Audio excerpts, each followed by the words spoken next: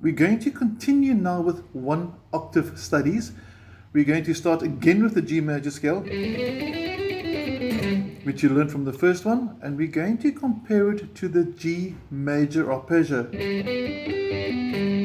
Now, for those that don't know what an arpeggio is, when you play a normal chord like G or C or D, sort of that way up the guitar neck, or even bar chords, whatever, a chord by definition is two or more different notes played simultaneously. So if I were to now just strum acoustically, I'd have a chord. If I were to pick the chord like this, doing it acoustically because I've got overdrive on, okay, then you call that picked notes arpeggios. Now obviously to pick it on distortion is sort of quite noisy, so we want an alternative way to play an arpeggio. Remember, just one more time, an arpeggio by definition is the notes within a chord played individually with some other rhythm. So if I go, that's a rhythm, and those notes make up the G major arpeggio. So one more time quickly, just to make sure you can play the major arpeggio shape from G at fret 10, next string, and watch the pinky hop down and back. Now these arpeggio shapes will be on your PDF file as well, so make sure you got your PDF file in front of you. And let's play through this now. I'm first going to play the G major scale one more time, and then I'm going to play the G major arpeggio, and you can hear the similarity to it. Now the same with the scales, arpeggios are also movable. In other words, if I play G major and I take it up 2 frets, I've got A major. If I go up 2 more frets, I've got B major, C major. So this is a really good ear trainer because we're actually getting to hear the notes in the chord individually, not at the same time. So the ear can identify these are the notes that make up my chord. Because if I just strum a chord like this, I hear the overall effect of all the notes together. I don't hear individually. This makes up my chord. Okay, now that's the major arpeggio. You've got that, you've learned that. In the first video, we also did the E minor because it was the relative minor. And there's a minor arpeggio, and the minor arpeggio from E is going to start fret 7 to fret 10 on the same string. This time finger 3 goes to fret 9, and we end up on the 3rd string fret 9 as well. So here's your minor arpeggio slow motion.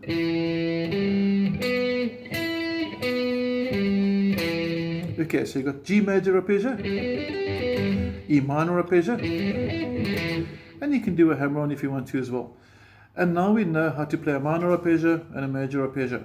Now, for those who've got classical training, they say that the major sound is a positive or a happy sound, and they say that the minor is sort of a sad, darker sound. Now, the best way to really appreciate this is to start them both on the same note. So we're going to play G major and G minor arpeggios because if you don't play them at the same place or from the same note, we can't really compare them, can we? If you're going to compare distance, you have to both start at the same point, otherwise there's no real sort of comparison. It's very difficult. So G major sound. Okay, G minor. And can you hear the difference there? One of those notes give a slightly different tonality to the different sound, a different sort of feeling. Here's the major. That's the note that's different. And here comes G minor. That's the note that's different. Now what's happening there in theory? When you take the G major scale, yes, I'm sure you know the scale by now, but I'm going to keep doing it because I want the ear to keep that tone in its head as well. Okay, when you build a chord, you take every 3rd note. So I'll take the 1st note, skip the 2nd, 3rd note, skip the 4th, 5th note, and that's why I've got these 3 notes, and that's just the octave. So major scale 1, 2, 3, 4, 5, 6, 7, and the octave. and that's your major scale tying in with your major arpeggio. Your minor scale now is going to sound like this. Remember, you've learnt your minor scale. And you also take the third note, second, third, and that's why the third note is different. It's the third note of the minor scale, and that's why you get the minor arpeggio. And this is the note that separates the major from the minor. The name of the notes, G, A, B, and then this one, G, A, B flat. And if you compare B to B flat, the B has become flattened.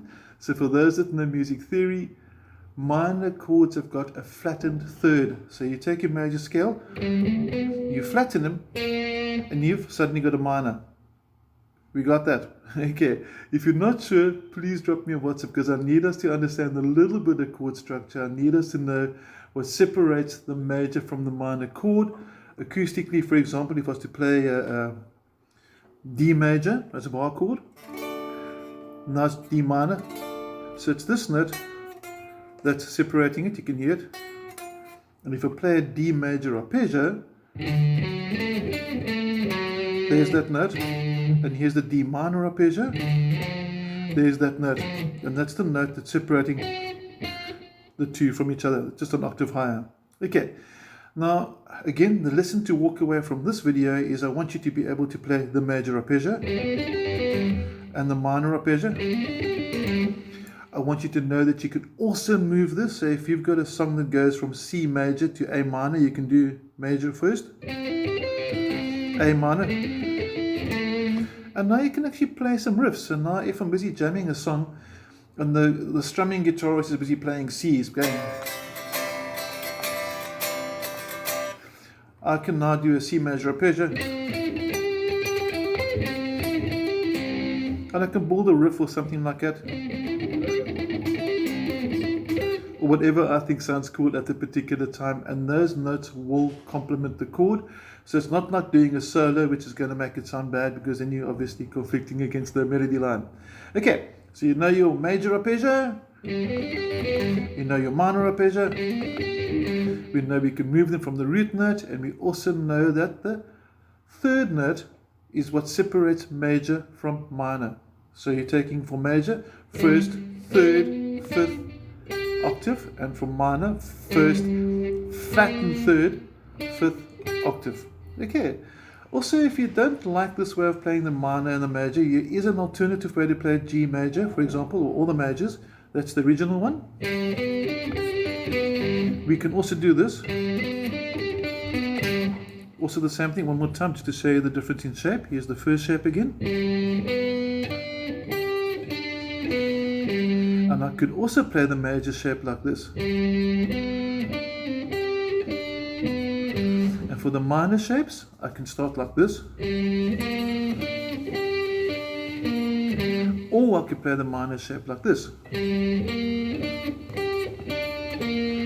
And that's another nice way of comparing the two as well, because here's G major and G minor played with a different shape. Here's the original G major.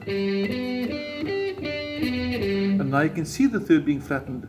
And there's your G minor, so you can actually see that note change. And if you use the other voicing, I can play G major like this. And then I can G minor it by taking him flat.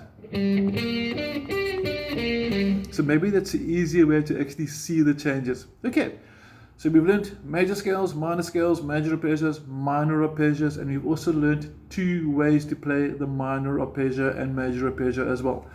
We'll see you video number 3. Make sure you know these. Any questions, let me know, and I hope you have a cool day. Thank you.